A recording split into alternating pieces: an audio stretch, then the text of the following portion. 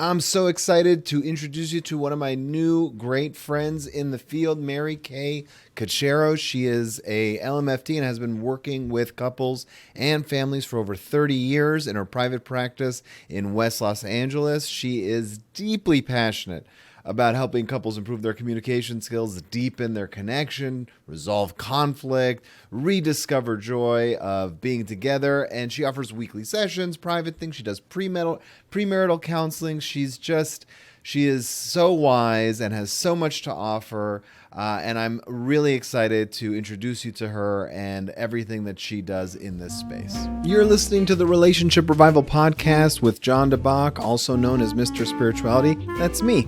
I'm your host, giving you insights and guidance from over 10 years in the field of this amazing journey we call romance. On this show, I go over everything you need to know about how to get into a relationship, how to get the most out of a relationship, and sometimes even how to gracefully end a relationship without pulling your hair out and going crazy.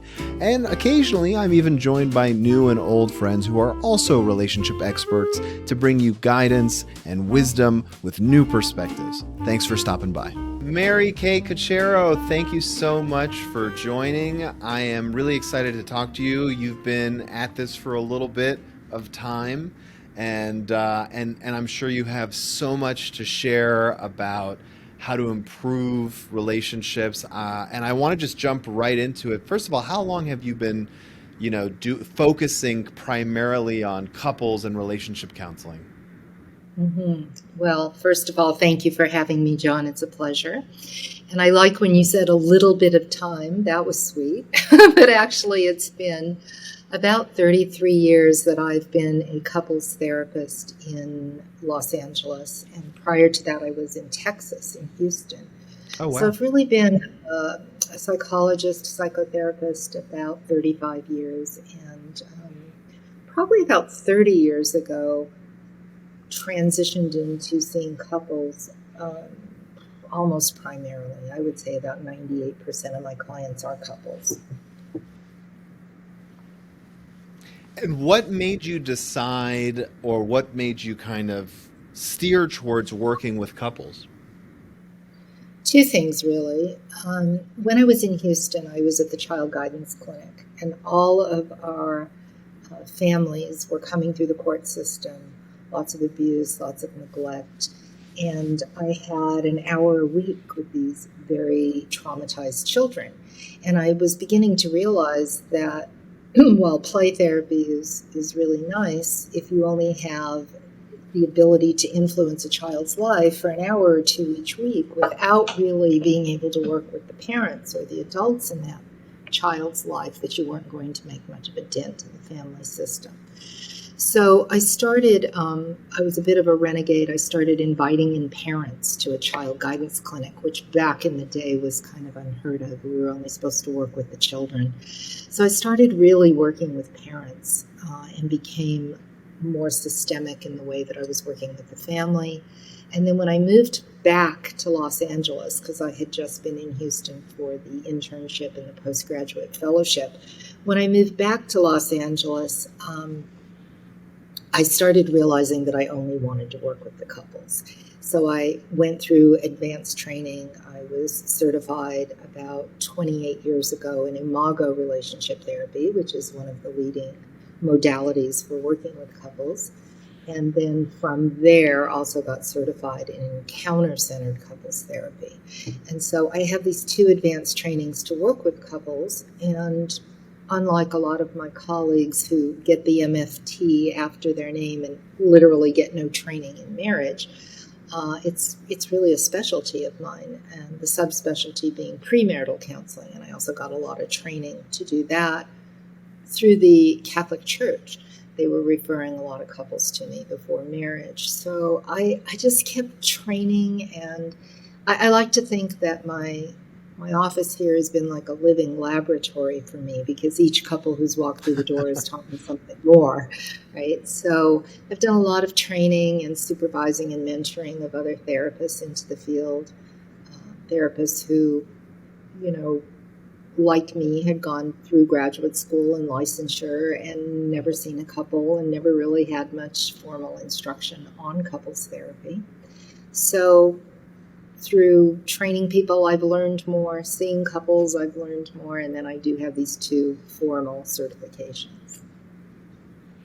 It's so interesting the way you phrased it. And one common thing that I've seen, and it's interesting because I talk to relationship experts of different ilks on this show. So a lot of them are therapists like yourself. Some of them are divorce attorneys. But the common thread with therapists that at least I talk to is there's a constant desire or a yearning to learn. So when you say every couple teaches you something, it's kind of indicative of the mentality and probably why you've been so successful for over 30 years in the field. You mentioned that you have 2 specialties. So why don't you talk a little bit about, why you decided to get a second specialty after having one for so many years? Yeah, well, they're not so completely different, and so it happened organically, John. I was certified as an Imago relationship therapist, and as you said, therapists are always seeking. They're always seeking more training, more learning, and we work with humans, and humans are endlessly fascinating and ever changing, ever growing, ever expanding, and so to really keep up your understanding of how to work with people is just what therapists do. It's one of the things I like about being a therapist is that we're all in this seeking mode all the time. My husband jokes, he goes, "Don't we know enough yet? You have to go to another conference." But truly, I think it is the name of the game when you're a therapist. But a lot of my Imago relationship therapy training was with a woman named Haiti Schleifer. And Haiti was a master trainer, globally renowned for Imago for many, many years. And she began adding different things from her own thinking, her own marriage of 70-some years, her own Judaic tradition, studying Martin Buber, who's an Austrian Jewish philosopher. She started morphing not the underlying theoretical pinnings of Imago, but the methodology. She started shifting the methodology, and it got to the point where she broke away from Imago and started encounter-centered couples therapy.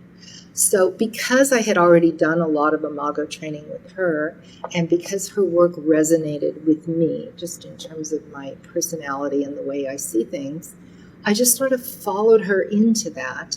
And then when she formalized the certification process in that model, it was a 3-year program that I flew to Miami and did. And that was probably 12 years ago or so. You actually stayed there for 3 years, or was it a We remote, went like back back and and forth? forth a lot. And Wow. the craziest thing is when people say, "Did you love Florida?" The only thing I saw during those trainings was the airport Marriott. I would check it. For like 8 days, we would go from 8 in the morning till 8 at night. We'd Uh-huh. eat in the hotel, sleep in the hotel, train in the hotel. Then I'd get on the plane and come home. Like, I don't That's know so anything about interesting. Miami. Yeah, that's But yeah, it sounds like there was a lot to learn. I'm going to look into it. I'll admit I don't know much about encounter-centered couples therapy. I almost became an Orthodox rabbi. I'm married to an MFT who's now getting her PsyD.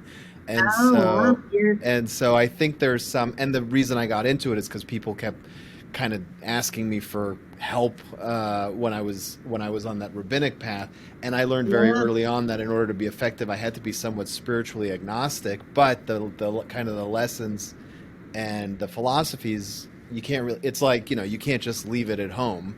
It yeah. becomes a part of your identity and informs what you do. Sure. Why? I mean, tell me more about it. What makes encounter center Yeah, couples therapy so transformational? yeah, and it is transformational. In fact, Haiti calls it Encounter Centered Couples Transformation. It's ECCT. Um, you, I think, John, would really love it and be drawn to it because Haiti has a very strong Judaic background. and is very spiritual. In fact, she's one of the truly charismatic humans that I have ever met. She is a really fascinating woman. And if you watch, I don't know if you watch a lot of TED Talks, but Yeah. she does have one. It's Oh, called great. The Power. It's called The Power of Connection. Power of She connection. filmed it. It's one of the 22-minute ones. She filmed it back in Tel Aviv a number of years ago. But it's truly lovely. And so I would recommend that to anyone. And, you know, Imago is a brilliant modality. Harville Hendrix and his wife Helen LaKelly Hunt printed Getting the Love You Want over 30 years ago. And it's very powerful Sure. work, and it's a strong communication model. But I feel like Katie's work has sort of taken the communication part of that, added a lot of what we know now through neuroscience and what's actually going on in the various parts of our brain, how healing really occurs, and how we can use the biology of connection in couples therapy to create what most couples say they want when they pick up the phone and call a therapist. They want to learn how to communicate better. They want to deepen their emotional and physical connection. They want to resolve conflict, but they want to know how to do it in a way that keeps them in connection, because the way they're doing it at home is creating a lot of disconnection and loneliness. Sure. Nobody wants to Yeah, be in yeah. marriage. So Katie's work is truly just beautiful. And she talks about there being 4 levels of learning. At the base level, there's, and I'm saying this because it has to do with the way I train other therapists to become ECCT therapists, but it also has to do with what the couples learn from you in therapy. And at the very base level, it's like, okay, I heard it, maybe I took some notes, but nothing soaked in. At a deeper level, it's, okay, I learned a tool or a skill, but when I leave your office, I don't really know what to do with that. Mm-hmm. I think a lot of therapy ends there. At an even deeper level, it's, there's a tool, there's a skill, I'm using it, and it's making my life better. Most therapists would count that as a win. Huge But win. Haiti does. Yeah. But Haiti does not. Haiti says that's not enough. We have to go to the 4th level of learning, which is, I heard it, I took notes, I've got the skill, I'm able to use it, and I am transformed. Now that I know this, I will never be the same again. I cannot go back. You know, it's not just a tool I use here and there. I am literally different. It becomes part of your character. Yeah. It becomes part of who you are. Yeah, and the conditions for that are a bit of a mystery. What we do is try to create the environment in which that kind of learning can occur, and we know a lot about what that is. And I can tell you more about that if you'd like, but that the intention of the work is to always coach couples into transforming each other, because when they can do that, they transform the space between them, which is where the relationship lives. And Right. it changes. It changes. And they don't need to be in therapy with you forever, consulting on every little thing that comes up, because they have changed the very quality of their relational space, and so they can work through things in a different way moving forward.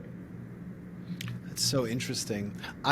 You're right. I would respond to this on a personal level. I have, as a coach, I do things like meditation, because there is that big gap between learning something cognitively and making it part of your character and creating those environments. I've experimented with different practices.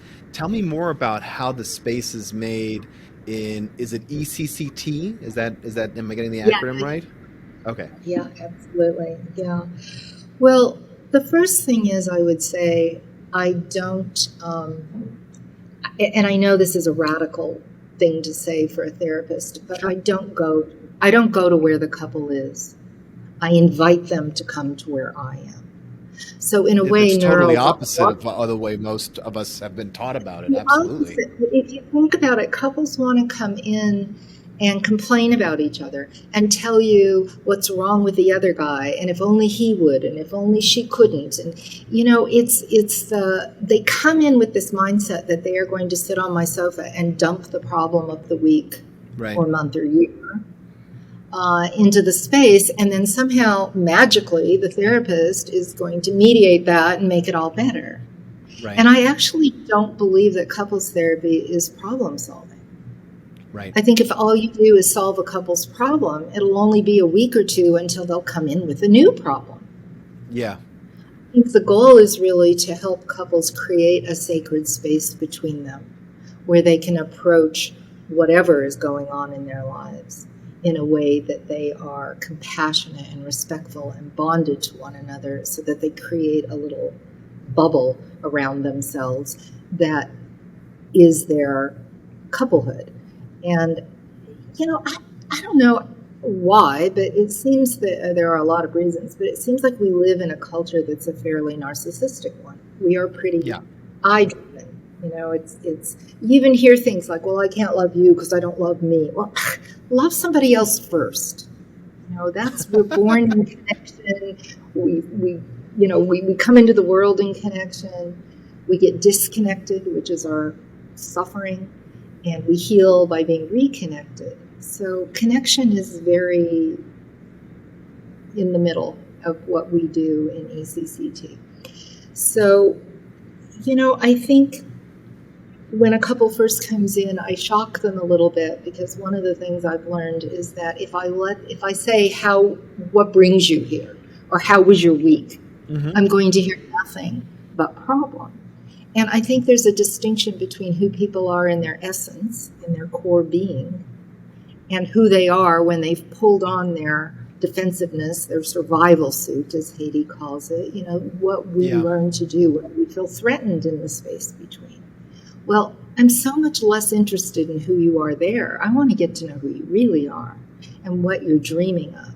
So we start at the beginning with really establishing what Haiti calls the wildest dream. I think of it as the deepest intention for the relationship, the highest aspiration. And we really ferret that out. We get that down. We really work with that to make it quite a large dream. And as the couple comes into the session and begins to think about that, like, why are we here? Why are we fighting for this marriage? What is it that we're trying to create together? It gives us a direction, and I think energy follows intention. So if we pay attention to that intention, then we can begin to build on that. It also gives me something to refer back to. When a couple is engaging in an interaction that is below anything that's going to get them to that dream, I can point that out. Like, is this going to get you to that place of trust and respect that you told me was so important to you? Or when I teach them a new way to be, I can point back to, tell me about the space between you right now. And they say, well, it feels warm, it feels connected, it feels friendly. That sounds consistent with what you said you were here to do. So it gives us a way to know where we're going in a way. And it's also really exciting. Beautiful. I mean, I've never had people not cry when they hear the other one's articulation of the dream. Right. It kind of takes them back to the beginning as to why they're together in the first place. Yeah, that's what I was going to say. Like, it seems like it helps them come up with such an exciting goal to kind of move towards, as opposed to what I call just fetch therapy, where they come and complain and nothing feels like it gets solved. Yeah, they might get a little bit of relief, but there's this shared, and eventually I assume once they both share their vision of what they want, there's a common ground and it becomes a shared goal. And so they immediately have a sense of teamwork that they're kind of joined in forces with. Right. And then the second thing we do with them is shocking, because I invite them then to have their worst conversation. So we've really gone through the dream, and we know what the essence of each person is and what they're hoping to create, like you said, as a team or a unit. But then I say, we're going to shift gears, and we're going to have a 10-minute or 12-minute exercise where you take your toughest conversation your worst one, the one that really gets you going, where you get triggered, where you're not your best self, the one you can never resolve, the one that just makes you with each other. And we're going to have it, but only for 10 minutes. And when I say stop, we're going to stop. We're going to back out. We're going to look at it differently. And, I say it's not a role play. Take something that's real for you. I don't care what it's about. And I really don't even listen to the content because I'm watching the process. So this begins to allow me in a very short period of time to cut through sessions and sessions and sessions of kvetching, as you put it, because I get to see the process in the moment right there in front of me. Whose energy expands? Who's the fighter? Whose energy constricts? Who's the turtle that goes in the shell and shuts down? If they do 1 minute of fighting and 9 minutes of sitting in the sofa in silence, then I know what's wrong here. They both shut down. They can't bring it up. If they escalate, and it begins to get louder and louder and somebody runs from the room, well, then I know we have two fighters in the room. So what I'm looking for there is, what have these two individuals learned in their lives as children, and every year since then? What have they learned to survive when things feel threatening to them emotionally? What have they learned to do? And as mammals, we don't have that many choices. We can fight, we can flee, we can freeze, we can submit. There aren't that many choices, and we don't consciously choose. But our brain goes to the one that has worked the best for us in our lifetime. So in that 10 minutes, I'm finding out about their adaptive strategies. I'm seeing where the problem in their communication and relating is. I'm learning a ton about their families of origin, and we haven't even talked about mom and dad yet. It's a very interesting piece of work. And what's really nice is it's a beautiful, strong juxtaposition for them, because we were in essence. And then I say to them, this is not you, this is your survival suit. Haiti calls it the universal dance of survival. It's what couples do all around the world at every socioeconomic level when they feel threatened by the other. And you do this all in the first session? Well, I do long sessions. Let me just tell you that. Okay. So the first session is 2 hours. Okay. Most of my couples do come for 2 hours. Some of them come for 3. I will do the shortest 90 minutes. And I also do all-day intensives where couples will come from 9 to 6, 1 or 2 days in a row. Because the work is quite structured, and each exercise is kind of built on the one before it. So like when I do a weekend couples retreat, or I do a private intensive with a couple all day or for 2 days, what's beautiful about that is that we're not stopped by the clock. If we're there and we need to go deeper, we've got the time to do it. And I try to balance the intention so that we go very deep. We go into childhood, then we come back up to the present. We take a break. We write in notebooks. We do a little fun thing. We come back, but we've got the time to really allow the process to happen. Now, I do see a lot of couples week to week, 90 minutes, 2 hours, and that's different, because sometimes they just get a little piece of something and then they have to go home and hopefully they deepen it. Sometimes they undo it. We have to start over, so it's a different pacing. Right. And personally, I love the longer chunks of time. The work, as you can imagine, John, is slow because we're letting things really sink in. I think the neuroscience tell us it takes about 6 times longer to really metabolize your partner's message than it does just to hear the words in your brain. So it's slower, and people will sometimes say, why is this so slow?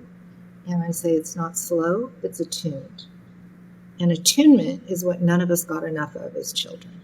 So when our partner shows up and they're looking in our eyes and they're saying, tell me more, and they've got that eager face, like you're the yummiest thing on the face of the earth and I can't wait to hear more from you, things begin to heal in our limbic brains. Those memories begin to shift. So it's a very, in my mind, it's unique in this way. How does this change when you're in a retreat with small groups of maybe 5 or 6 couples and you're not just dealing with one couple at a time? I do deal with one couple at a time. So on the retreats, um, the most I've ever taken is 6 couples. I like 5. Some of that is a Mm-hmm. function of the house we do it in. It's a very beautiful retreat site up in Montecito, and it has 8 bedrooms. But I like each couple to have their own bedroom and bath, and I bring one assistant. So there's a therapist for each couple. So the way that it's structured, John, is that we're in a circle, and I take a demonstration couple. Somebody volunteers to do the process with me, and so I am working with 2 people facing each other and me on the side coaching. We're all very close in proximity, and I work with them while the others watch. Then we do some, what did you notice? What did you learn? Where are your questions? Then we break off and everyone goes with their partner and an ECCT therapist to do that piece of work. Then we come back to the group. What did you learn? How did that go? What are your questions? A lot of real strong appreciation for the process. And then we go into another process with a different demonstration couple. Then everybody breaks up and goes and does it. But nobody just goes and tries to replicate what they've only seen once. They go with a seasoned ECCT therapist. Got it. So in So that way, you're it's not learning, group. right? But you're still learning from the other couples, but it's not in the classic conventional sense of a group session or anything like that. Yeah, you learn from the other couple. They learn from the other couples, and the synergy that gets created is astonishing. Like, I remember the first time I did one of these retreats, they meet on Friday evening. They come from all over the place, different walks of life, different ages, different circumstances. We had a couple that was premarital. We had one that had been married 50 years. We had one that was recovering from sex addiction. We had one that was pretty solid but wanted to get better. Just everything. And by Sunday, the break on Sunday afternoon, I walked into the dining room, and 4 of the 5 couples are sitting around a table with their laptops open, pounding. I go, what are you guys doing? And they said, oh, we're buying airline tickets. One of the couples had a house in the Philippines, and they'd known each other for 2 days and were planning this big trip to the Philippines together. Wow. There is so much support and bonding that happens in that retreat experience. And as far as I know, I'm the only one who does it this way. Some of my other ECCT colleagues, including Haiti Schleifer, will do like a weekend in a hotel. But I have managed to avoid that by going to this house because I think it's a deeper experience when everyone stays in the same house and eats together. Because when you go to a hotel, you do the work, you're in the conference room, time's up, 6 p.m., everybody scatters, goes and has dinner on their own at restaurants, sleeps in their own rooms, doesn't see each other at all. But in the house, people stay up late, they sit in the jacuzzi, they meet up in the kitchen, they get up early for breakfast, we do couples yoga, we go on hikes, so they're together a lot. And I think it makes a difference. I think it's a brilliant model, if I say so I think myself. so too. It's not, I mean, it sounds completely transformational. It's like 2 years of therapy crammed into 2 days. It is a lot of therapy, and I say we go vertical rather than horizontal. Yeah. You can spread it out over a long period of time, but this is pretty intensive. And of course, people need some follow-up and some support when they leave because it's a lot all at once. And my experience is that couples honeymoon for a couple of weeks with the material. Like, there literally are some chemicals, those falling in love chemicals that come on board from the retreat and from the intensives. And then they start to wear off and people are like, oh, I've kind of like, we feel transformed, but we want to be sure we can, keep it up. And so then we, try to write in some follow-up sessions for them as well. Sure. Yeah, that makes sense. Just to kind of have a little bit of continuity of care there if needed. Yeah, so I'm trying to put together another one for the last weekend in March up in Montecito. And the woman who owns the house sent me pictures yesterday of the flooding that is taking place. She got evacuated from this house, and there was like this Oh much water no. in. Yeah, so this is California, right? So, but the current dates on my website are from March 31st through April 2nd, and I'm also talking to some people in Florida about possibly doing one on the East Coast this spring. Let's make sure everybody has, I'll put it in the show notes, but make sure everybody has that web address if you want to share it. Yeah, it's mkcocharo.com. MK Cocharo, and Cocharo, in case you are listening to this and not seeing it, it's Cocharo. So MK Correct. Cocharo. And you also have some seminars or webinars for therapists who want to learn more about ECCT. Is that right? I do. I've done a number of these podcasts, and I've done some teaching, like institutes where people are training to be therapists. And prior to COVID, that would mean getting in the car and driving to a classroom and writing on the board and everything. And then the only maybe silver lining in COVID is that we all got really good on Zoom. And so Yeah. I've been asked to do a lot of that in the last couple of years. And invariably, at the end of an hour or 2 hours or whatever it is, I've gotten emails saying, where can I learn more? And Haiti Schleifer is not doing any more master classes. And so I spoke to her about it, and I said, you need to be teaching therapists how to do this work. It is so beautiful and so powerful and effective. And, she just made some training videos. They're not out yet. But she was very encouraging to have me start sharing this with other therapists. And because I've been getting these requests for people who want more, Yeah. and I have taught Imago in the past, but I really want to focus on ECCT now in my teaching. So I'm doing 2 free webinars, just intro kind of teaser sort of things Sure. in February. To see who shows up and whether or not they'd be interested in an actual externship, which I will then sell. Yeah, of But course. that's the plan, and so that is I they're have the going to be the dates here. You told same. me the 17th from 9 to 17th. noon, which is a Friday. And then you also have one on Thursday, February 23rd from 4 to 7 Yeah, p.m. they're actually only So, 2 hours, so it'd be 9 to 11 and 4 to 6. But yes, those are the okay. correct dates. And because they'll be on Zoom, we'll be able. The reason I staggered them that way is because I think some East Coast and European therapists will be able to attend one and not the other because of the time difference. Right. They'll be the same, so there's no. And my plan is to talk a little bit about the theory as we are today, and then work live for 20 or 30 minutes with a couple, and then break into some chat rooms to see what you learned and what your questions are, and what it would mean to the individual therapist practice to have more training as a couples therapist. Because honestly, John, every time people ask me what kind of work I do and I say I'm a couples therapist, I get a groan. Other therapists go, "Oh, you work with Really? couples? Like it is the hardest thing on Yeah. the face of the earth." And it's Yeah. not easy if you don't have a relational paradigm to work from. Because if you're just, in therapy, we learn how to work intrapsychically with a person on the inside, and couples therapy requires inter work. The work is in the space between the two people who are there.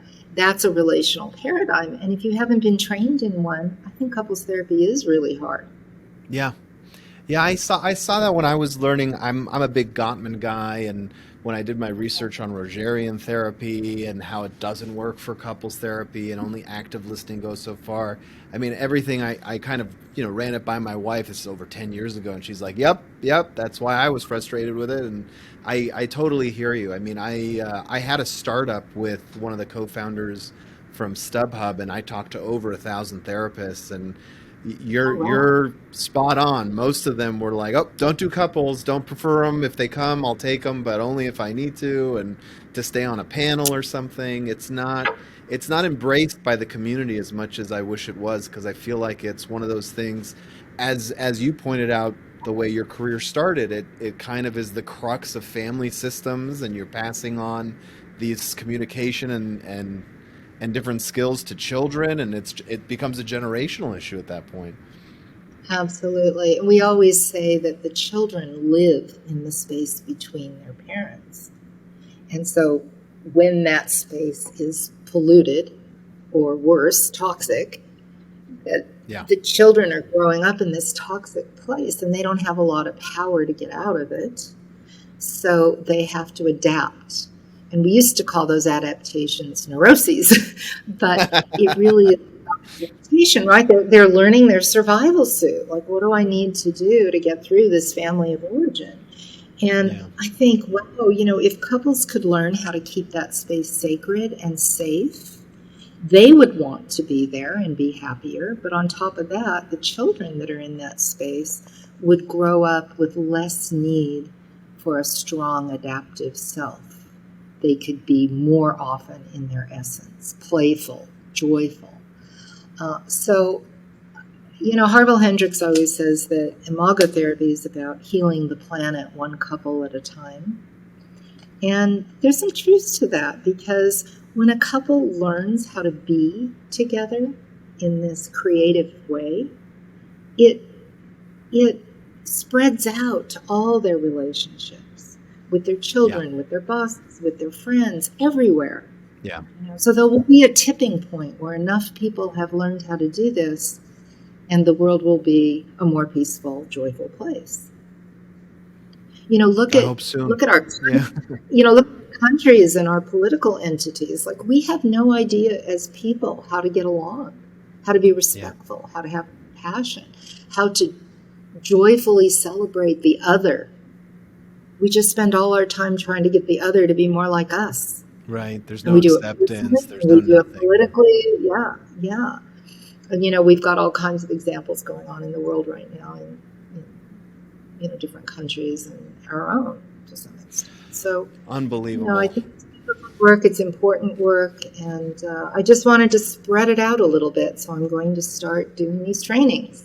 I'm so excited. I'm so excited to see what happens. And there's so much more for us to talk about. We didn't even touch on your premarital counseling, which is I feel like it could be a whole other podcast. So we might have to have you come back if you have the time. I But would I don't love want to take any that. more of your time. Yeah. No, I appreciate that. I did do a radio talk show on premarital counseling, and it is, to piggyback on the last thing I said, it's just an important thing to do, because Yeah. too many people make the commitment at a time where they are really still under the influence of those chemicals and hormones that get going when we fall in love, and they're going to wear off. And when they wear off, Very it'd be quickly. really very quick, a year or two, right? So it would be really nice for everyone to have some idea about how to earn that secure relationship with one another, because it doesn't stay for free for all that long, as you pointed out. So it's a part of the work I really enjoy. I do one-day workshops for premarital couples, and I also do a 4-session package. There's some research that shows that when couples do 6 hours of premarital therapy, they have 30% less divorce. Wow. So I took that. So I did that. I took that 6-hour piece of research and broke it into 4 sessions. So it's 4 90-minute sessions, which adds up to 6 hours. Hmm. And then I added a discount for premarital couples. Right. And that's some of my favorite work, because people are still hopeful at that stage. So it's easier. Yeah. Yeah. That's great. That's great. I can't thank you enough for your time. It was education and a half. Again, the website is MK Cocharo. That's MKCOCHARO. Whether you're looking for counseling, I don't know if you're even taking on more clients at this point, or if you want to learn more about ECCT, I'm sure she'd be happy to fill in the gaps of what you're looking for. And at least if she's Great. busy, she might be able to refer you out to somebody as well, I'm sure. Yeah, I have a great Thank you so network of much. I couples. really, really appreciate it. It was wonderful talking to you. If you're interested in learning how to get the absolute most out of your romantic relationships, then you're in luck, because I have put together a free workshop or masterclass, if you will, about 3 secrets that people in happy relationships have discovered. You can view the workshop at mrspirituality.com/3secrets. Again, it's completely free. Just go there and watch it. It'll help you on your journey, give you some wisdom, some things to think about. The website again is mrspirituality.com/3secrets. That's mrspirituality.com/3, the word secrets. It's all yours. Enjoy.